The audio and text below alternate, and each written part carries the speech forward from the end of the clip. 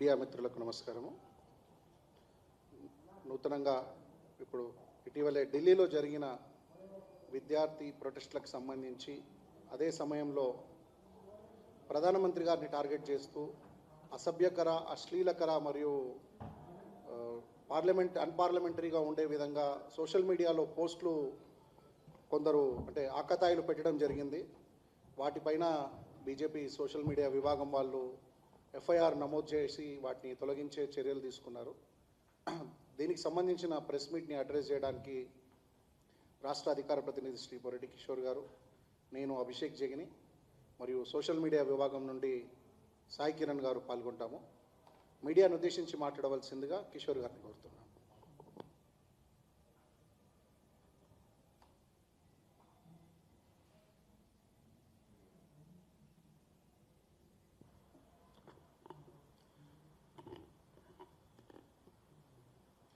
Media మిత్రులందరికీ నమస్కారం.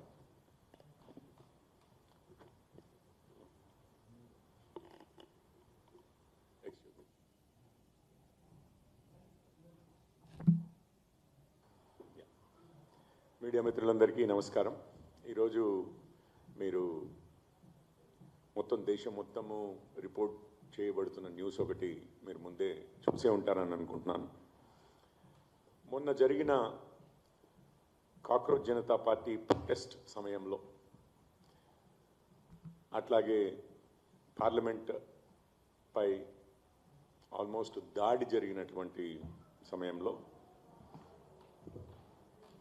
విద్యార్థులం అని చెప్పుకుంటూ ఎన్నో అసాంఘిక శక్తులు ఆ ఉద్యమంలోనూ, ఆ పార్లమెంటుపై దాడిలోనూ, అట్లాగే సోషల్ మీడియాలో కూడా ప్రజల మధ్య విద్వేషాలని, బీజేపీ నాయకుల యొక్క గౌరవాన్ని తగ్గించే విధంగా అశ్లీలకరమైనటువంటి ఏఐ ఆర్టిఫిషియల్ ఇంటెలిజెన్స్ ద్వారా తయారు చేయబడ్డ వీడియోలని మన ఇతర దేశాలతో మన భారతదేశ సంబంధాలకు విఘ్నం కలిగించే విధంగా ఆ దేశ నాయకులను కూడా చాలా అశ్లీలంగా పోర్ట్రే చేస్తూ ఎన్నో సోషల్ మీడియా పోస్టులు పెట్టడం జరిగింది. అయితే ఆ పోస్టులని తీసివేయాలని, ఆ పోస్టులు పెట్టిన వారిపై చర్యలు తీసుకోవాలని, అట్లాగే ఆ ఫేస్బుక్, ఇన్స్టాగ్రామ్ పోస్టులు ఏవైతే మెటా అనే కంపెనీకి సంబంధించిన ఈ రెండు సోషల్ మీడియా సంస్థలు ఏవైతే ఉన్నాయో వాటి మీద కూడా చర్యలు తీసుకోవాలని పెట్టిన కేసుని మన హైదరాబాద్ పోలీసులు, సైబర్ క్రైమ్ పోలీసులు ఎఫ్ఐఆర్ నమోదు చేయడం జరిగింది. అయితే ఆ కేసు పెట్టిన వాళ్ళలో ఇద్దరిలో ఒకరు నా పక్కనే ఉన్నారు, సాయి కిరణ్ గౌడ్. అందులోని విషయాల గురించి కొంచెం క్లుప్తంగా వివరించి దాని తర్వాత ఈ ప్రెస్ కాన్ఫరెన్స్ పెట్టవలసిన అవసరం ఏంటి అనేది వివరిస్తాను. ఇప్పుడు మోడీ గారి ఫేక్ వీడియోలు తయారు చేయడమే కానీ, అశ్లీలకరమైన వీడియోలు తయారు చేయడమే కానీ, ప్రజలని రెచ్చగొట్టే విధంగా, అంటే ఈ ఫేక్ వీడియోల ద్వారా ప్రజలను రెచ్చగొట్టే విధంగా పబ్లిక్ ఆర్డర్ అంటే శాంతి భద్రతలకు విఘాతం కలిగించే విధంగా భారతదేశ సంబంధాలు ఇతర దేశాలతో, ఫ్రెండ్లీ నేషన్స్ అంటాం, అంటే మనతోటి మంచి సంబంధాలు ఉన్న దేశాల నాయకులపై, అట్లాగే ఆ దేశాలతో ఆ రిలేషన్స్ చెడిపోయే విధంగా పెట్టిన అశ్లీలకరమైన పోస్టులే కానివ్వండి, వీటన్నిటినీ నేను ఇంతకుముందు చెప్పినట్లుగా వీటిపై యాక్షన్ తీసుకోవాలని చెప్పి కేసు నమోదు చేశారు. అయితే నా విన్నపం ఏంటంటే, ఇప్పుడు ఇట్లాంటి అశ్లీలకరమైనటువంటి పోస్టులు పెట్టినందుకు మన రాష్ట్ర పోలీసులు ఎఫ్ఐఆర్ అయితే నమోదు చేశారు, వారికి ధన్యవాదాలు. మన రాష్ట్ర పోలీసులు అంతకుముందు ముఖ్యమంత్రి గారిపై ఇట్లాగే అశ్లీలకరమైనటువంటి భాష వాడినందుకు, లేదా వారిని తిడుతూ, లేకపోతే వారి గౌరవాన్ని తగ్గించే విధంగా మాట్లాడినందుకు, ఈవెన్ టీవీ షోస్లో ఎప్పుడో అంతకుముందు మాట్లాడడమే కానివ్వండి, లేదా సోషల్ మీడియాలో పోస్ట్ చేసిన పోస్టుల ఆధారంగా కానివ్వండి, అరెస్టులు గావించారు మన పోలీసులు. మన రాష్ట్రంలో ఉన్న వారినే కాదు, బట్ పక్క రాష్ట్రంలో ఉన్న వారిని కూడా పక్క రాష్ట్రాలకు వెళ్ళి కూడా మన పోలీసులు అరెస్ట్ చేయడం జరిగింది. అయితే చట్టం తన పని తాను చేసుకోకపోవడం వల్ల ఆ పనులు జరిగాయా అంటే ఆ విధంగానే ప్రభుత్వం అయితే మనకి చెప్పడం అయితే అట్లాంటి కేసులు పెట్టినప్పుడు చట్టం తన పని తాను చేసుకుపోయింది, పోలీసులు తమ పని తాము చేశారు, వారిని అరెస్ట్ చేశారు అని చెప్పారు. అదే విధంగా ఈరోజు ఈ కేసు ఎవరికి అగేన్స్ట్గా అయితే పెట్టారో అవన్నీ విచారణ అంటే ప్రైమా ఫేసీగా చెక్ చేసిన తర్వాతనే ఈ కేసు ఎఫ్ఐఆర్ నమోదు చేయడం జరిగింది. కాబట్టి వీళ్ళ మీద కూడా చర్యలు అలాగే ముఖ్యమంత్రి గారి మీద ఎట్లాగైతే అశ్లీలమైనటువంటి భాష వాడినందుకో లేకపోతే వీడియోలు పెట్టినందుకో ఎవరినైతే అరెస్ట్ చేయడం అయితే జరిగిందో అంతకుముందు, అట్లాగే ఈరోజు కూడా ఇది ప్రధానమంత్రికి సంబంధించిన విషయం, మన దేశ ఔన్నత్వానికి సంబంధించిన విషయం చేయబట్టి అట్లాంటి యాక్షన్సే మన పోలీసులు తీసుకుంటారని ఆశిస్తున్నాము.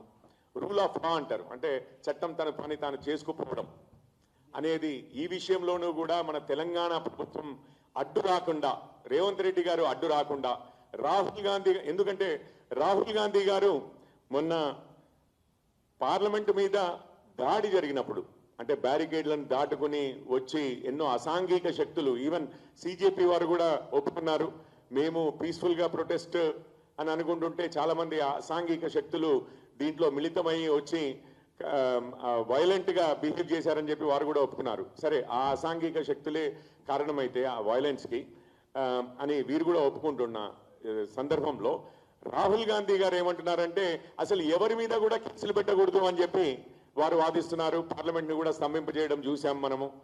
పోలీసులనే శిక్షించాలి అని చెప్పి స్టాండ్ తీసుకున్నారు.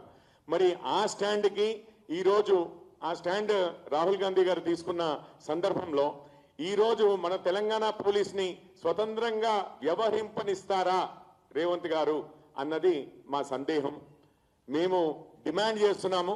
పోలీసులు వాళ్ళు తీసుకునే చర్యలకి పోయినసారి రేవంత్ రెడ్డి గారి మీద జరిగినప్పుడు ఎట్లాగైతే చర్యలు తీసుకున్నారో ఈసారి కూడా అలాంటి చర్యలే తీసుకుంటారని భావిస్తున్నాము. దానికి మాత్రము రేవంత్ రెడ్డి గారు చట్టాన్ని గౌరవిస్తూ రాహుల్ గాంధీ గారి పర్సనల్ గా వారి ఒపీనియన్ ఏంటి, వారి పొలిటికల్ ఒపీనియన్ ఏంటి, వారు పాలిటిక్స్ చేయాలని చూస్తున్న దానికి తలొగ్గకుండా చట్టాన్ని తన పని తాను చేసుకునే విధంగా ఇంటర్ఫరెన్స్ లేకుండా వ్యవహరించాలని కోరుతున్నాం. ఒకటి. రెండవది ఏంటంటే మీకు మొన్న ఈ కాక్రోచ్ జనతా పార్టీ అని చెప్పి మొదలైన దాని తర్వాత అది ఒక పార్లమెంట్ మీద అటాక్గా మారిన సందర్భంలో ఎన్నో అసాంఘిక శక్తులని అంతకుముందే మాట్లాడుకున్నాము, ఇన్వాల్వ్ అయ్యాయి, చాలా వైలెన్స్కి దిగాయి, 250 మంది పోలీసులు గాయపడ్డారు.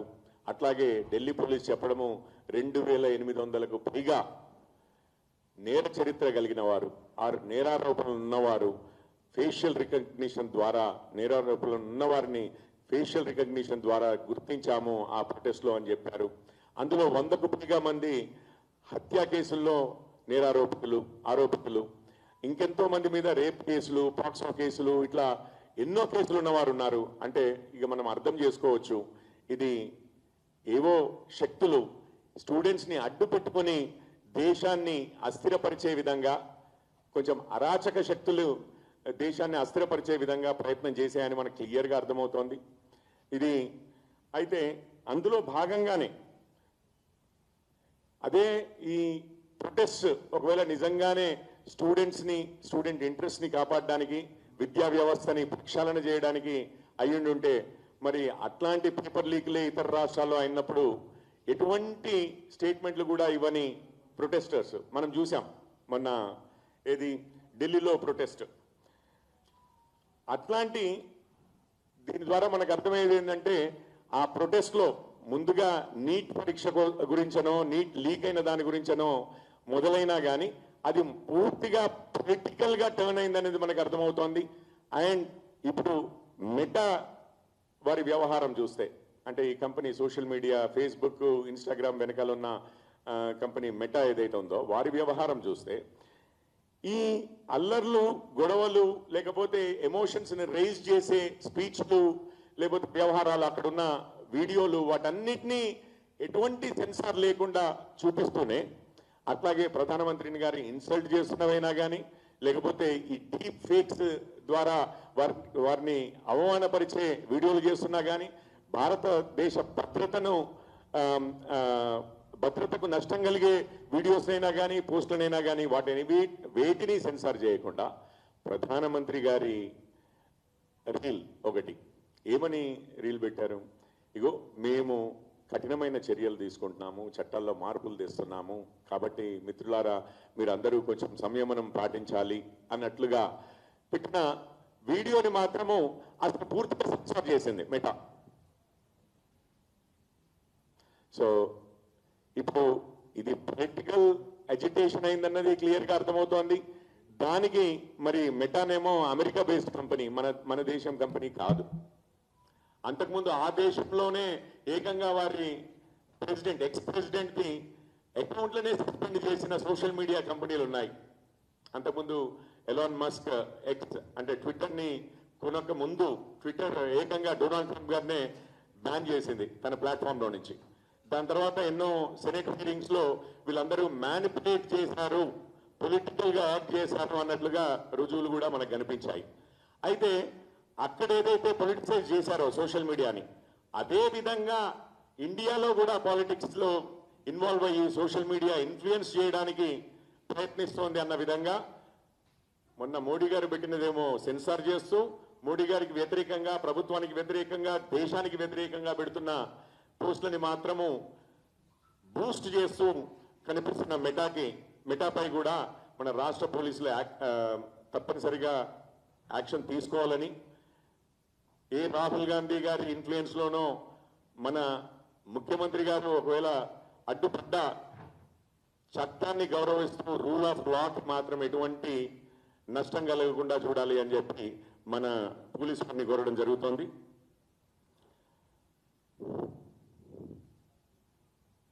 అండ్ ఇవన్నీ చూస్తుంటే ఒకే ఒక్క విషయం, అందరికీ ఈరోజు ప్రొటెస్ట్ సమసిపోయింది.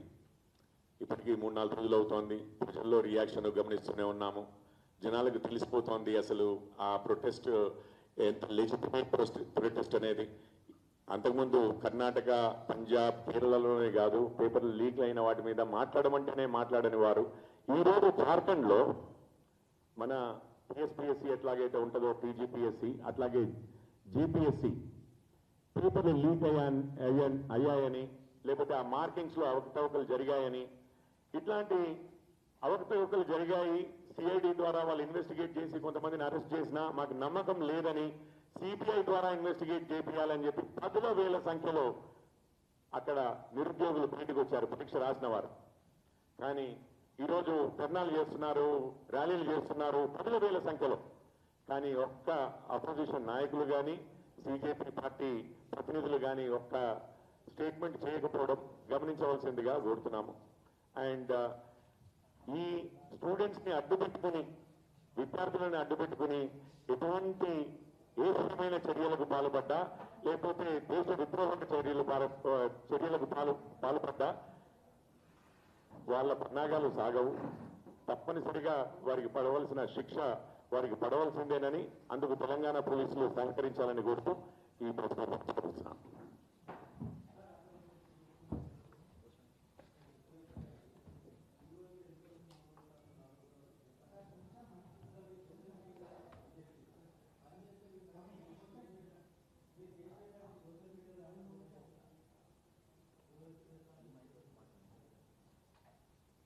కేసు పెట్టామని సోషల్ మీడియాలో పోస్ట్ చేసినారా, అందుకని ప్రెస్ కాన్ఫరెన్స్ పెడుతున్నారా అని అంటున్నారా? అంటే దీని మీద మాట్లాడకూడదు అంటారా? కేసు పెట్టాము, ఒక్క నిమిషం. ఆ కేసు రిజిస్టర్ అయిపోయిన తర్వాత అవన్నీ మేము తర్వాత మీకు ఒక్క విషయం అండి. ఏ పోస్టులని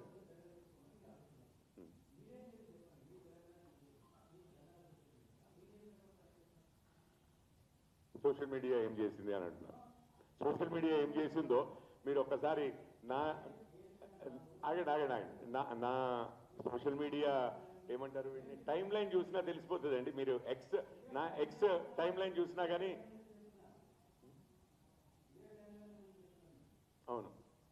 నా ఎక్స్ టైం లైన్ చూడండి, తెలిసిపోతుంది అంటున్నా. అవును. అయ్యో, నేషనల్ మీడియాలో కూడా వచ్చింది కదా ఈరోజు. ఎందుకు వచ్చింది, ఎట్లా వచ్చింది చెప్పండి, మీరే చెప్పండి. మీరు తీసుకుని నేషనల్ మీడియాకి వచ్చి ఇచ్చింది చేయబట్టి వచ్చింది అని మీరు అంటున్నారు. సరే, దానికి నాకేం అభ్యంతరం లేదు. మీరు ఇచ్చుంటే ఇంకా సంతోషమే, మీరు ఇచ్చుంటే తప్పనిసరిగా సంతోషమే. ఏదండి ఎఫ్ఐఆర్ నేను కనుక్కుంటాను. అంటే నేను యాజ్ ఎ స్పోక్స్ పర్సన్గా వచ్చాను. ఇప్పుడు ఒక్క నిమిషం, నేను యాజ్ ఎ స్పోక్స్ పర్సన్గా వచ్చాను, పార్టీ ప్రతినిధిగా వచ్చాను. పార్టీలో నేను ఒక్కనే కాదు కదా, ఎన్నో వింగ్స్ ఉంటాయి కదా. ఆ వింగ్స్ నేను కనుక్కుని మీకు తర్వాత వివరిస్తాను. ఇంకేమైనా ప్రశ్నలు ఉంటే అడగండి. నేనేం చేయలేదనేది మీరు ప్రశ్నిస్తున్నారు.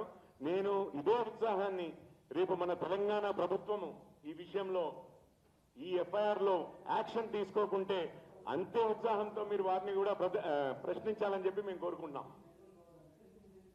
ఏదండి ఈ ప్రశ్న బాగుంది, చెప్పండి. చర్యలు తీసుకోవడం కాదు, అంతకుముందు ఒక్క నిమిషం నన్ను ఎక్స్ప్లెయిన్ చేయనివ్వండి. మీరు ప్రశ్న అర్థమైంది నాకు. ఎందుకంటే రిపీటెడ్గా ఏమీ అడగాల్సిన అవసరం లేదు, నాకు ఫస్ట్ టైమే అర్థమైంది. ఇప్పుడు ప్రధానమంత్రి గారి వీడియో వారు క్యాన్సిల్ చేయడం అయితే మీకు తెలిసిన విషయమే. ఏమంటే మెటా గ్లోబల్ పాలసీ హెడ్, అంటే ప్రపంచం మొత్తము మెటాది ఏదైతే ఉందో ఫేస్బుక్ది గ్లోబల్ పాలసీ హెడ్ని, అట్లాగే ఇన్స్టాగ్రామ్ సీఈఓని సమన్స్ ఇష్యూ చేయడం జరిగింది. వారు ఎమ్మటే ఒక ఫార్ములా ముందు పెట్టారు. ఏంటి అంటే, ఇప్పటి నుంచి significant political personalities in India, అంటే ప్రధానమంత్రి కానివ్వండి, క్యాబినెట్ మినిస్టర్లు కానివ్వండి, లీడర్ ఆఫ్ ఆపోజిషనే కానివ్వండి, రాష్ట్రపతి ఇట్లాంటి వారు కానివ్వండి, ఎవరైనా ఇట్లాంటి వారు పెట్టిన పోస్టులని ఆల్గరిథమ్స్ ద్వారా, ఇప్పుడు వాళ్ళ ఆర్గ్యుమెంట్ ఏంటంటే ఆల్గరిథం అంటే కంప్యూటర్ తనకు తానుగా తీసేసింది ఆ పోస్ట్ అని, అదేదో చిన్న మిస్టేక్ జరిగింది అన్న టైప్లో సమాధానం ఇచ్చారు. ఇప్పుడు ఏమంటున్నారు అంటే ఆల్గరిథం ద్వారా తీసేది లేదు, తప్పనిసరిగా ఇట్లాంటి పొలిటికల్లీ సిగ్నిఫికెంట్ పర్సనాలిటీస్ ఏవైతే ఉన్నారో వాళ్ళ పోస్టులని ఏమైనా బ్యాన్ చేయాలన్నా, తీసేయాలన్నా, తగ్గించాలన్నా, ఏం చేయాలన్నా ఇద్దరు సీనియర్ అధికారులు సంతకం పెట్టిన తర్వాతనే మేము చేస్తాము అనే రెస్పాన్స్ ఆల్రెడీ వచ్చింది. First thing. సెకండ్ థింగ్, మనము బ్యాన్ మరి ఇట్లాంటి ఏంటంటే ఏదది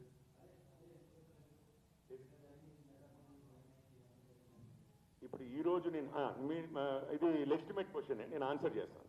ఇప్పుడు మెటా ప్రధానమంత్రి గారిది పోస్ట్ని క్యాన్సిల్ చేయడం ఒక ఇష్యూ, ప్రధానమంత్రి గారి ఇమేజెస్ని, ప్రధానమంత్రి గారి డీప్ ఫేక్స్ క్రియేట్ చేసి అశ్లీలంగా, అభ్యంతరకరంగా, అంటే ఇక అసలు మనం ఎక్స్ప్లెయిన్ చేయలేని, నాకు తెలుసు అవి ఏంటి అనేది, కానీ జుగుప్సాకరంగా ఉండే విధంగా మన దేశ ప్రధానిని ఇంకో ఇతర దేశాల, మన మిత్ర దేశాల ప్రధానులే కావచ్చు, రాష్ట్రపతులే కావచ్చు, వాళ్ళని కూడా డెపిక్ట్ చేస్తూ అశ్లీలంగా, అత్యంత అశ్లీలంగా డెపిక్ట్ చేస్తూ పుట్టిన పోస్టుల మీద ఈరోజు నేను మాట్లాడింది.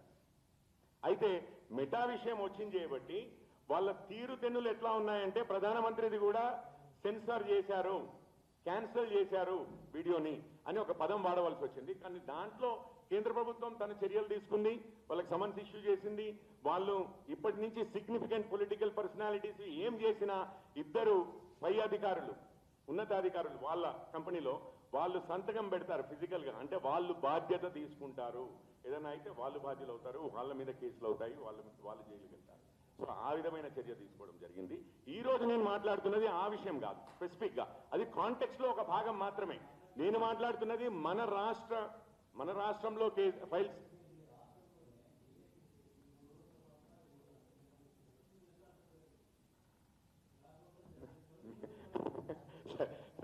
మీ మీడియాలో ఎప్పుడు వచ్చిందండి? మీడియాలో ఎప్పుడు వచ్చింది? ఇవాళ వచ్చింది. ధన్యవాదాలు. మీరు 3 రోజుల తర్వాత అయినా మీడియాలో మా బీజేపీ పార్టీ ఇష్యూనైనా తీసుకుని 3 రోజులు లేటుగానైనా మా బీజేపీ పార్టీ విషయాలని కొంచెము పబ్లిష్ చేసినందుకు మీకు ధన్యవాదాలు. మీకు ధన్యవాదాలు, తప్పనిసరిగా మీకు ధన్యవాదాలు.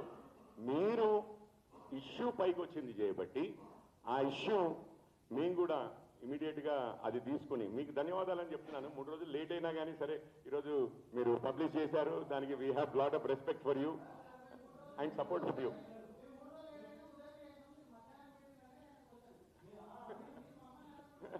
మిమ్మల్ని ఏమనట్లేదండి, ధన్యవాదాలు చెప్తున్నాను. మీకు ధన్యవాదాలు చెప్తున్నాను. మీకు ధన్యవాదాలు చెప్తున్నాను. నేనేమి అయ్యో ఈరోజు మీరు రేజ్ చేశారు చేయబట్టి మాకు కూడా ఒక ఊతం అందింది. ఇప్పుడు అరణ్య రోదన లాగా ఉండకుండా ఈరోజు మీరు రేజ్ చేశారు చేయబట్టి మాకు ఇష్యూని, అంత గంభీరమైన ఇష్యూని కొంచెం ప్రజల్లోకి తీసుకెళ్లే అవకాశం మీరు ఇచ్చారు చేయబట్టి అదే సమయంలో మేము కూడా వచ్చి అడ్రస్ చేస్తున్నాం. దాని వివరాలన్నీ మేము ప్రజల ముందు ఉంచడానికి ప్రయత్నిస్తున్నాం. సో ఇప్పుడు మేము అడిగేది ఏంటంటే ఒక విధంగా, అండ్ మీరు కూడా హెల్ప్ చేస్తారని నేను ఆశిస్తున్నాను అందరినీ కూడా. రేవంత్ రెడ్డి గారి ప్రభుత్వం కాంగ్రెస్ ప్రభుత్వం మీకు తెలిసిందే. అక్కడ రాహుల్ గాంధీ గారు పూర్తిగా అంటే పోలీసులకి లాని ఎన్ఫోర్స్ చేసే వాళ్ళకి విరుద్ధంగా ఎవరు ఎంత వైలెన్స్ చేసినా వాళ్ళ తరఫున నేను ఉంటాను అని అంటున్నారు. మోడీ గారిని ఇన్సల్ట్ చేస్తున్నవి ఇట్లాంటి వాటికి మరి యాక్షన్ వారి పాలసీ పార్టీ స్టాండ్ ప్రకారం అయితే వాళ్ళు అసలు ఈ ఇన్సల్ట్ చేస్తూ రాసిన వాళ్ళకి మెడల్స్ ఇచ్చినా నేను ఆశ్చర్యపోను. అట్లాంటి సందర్భంలో నేనేం అడుగుతున్నానంటే మన రాష్ట్ర ప్రభుత్వాన్ని, రేవంత్ రెడ్డి గారిని, మీ విషయంలో జరిగినప్పుడు అశ్లీలమైనటువంటి వీడియోలో లేకపోతే కాంటెంటో పెట్టినప్పుడు మన రాష్ట్ర పోలీసులు ఎట్లాగైతే వ్యవహరించారో అట్లాగే ఈరోజు వారు వ్యవహరించడానికి మీరు ఆ ఫ్రీడమ్ ఇవ్వాలి. రాహుల్ గాంధీ గారిని ప్రెషర్లో వచ్చి మీరు చట్టానికి బుట్టదాఖలు ఇవ్వద్దు, న్యాయాన్ని మరిచిపోవద్దు, బుట్ట పెట్టొద్దు అని చెప్పి అడుగుతున్నాను. అది మా రిక్వెస్ట్. అండ్ మీడియా మిత్రులందరికీ నా నివేదన, మీరు కూడా ప్రెషర్ బిల్డప్ చేసి ఉంచుతారని కోరుకుంటూ మీ అందరి సెలవు తీసుకుంటాం.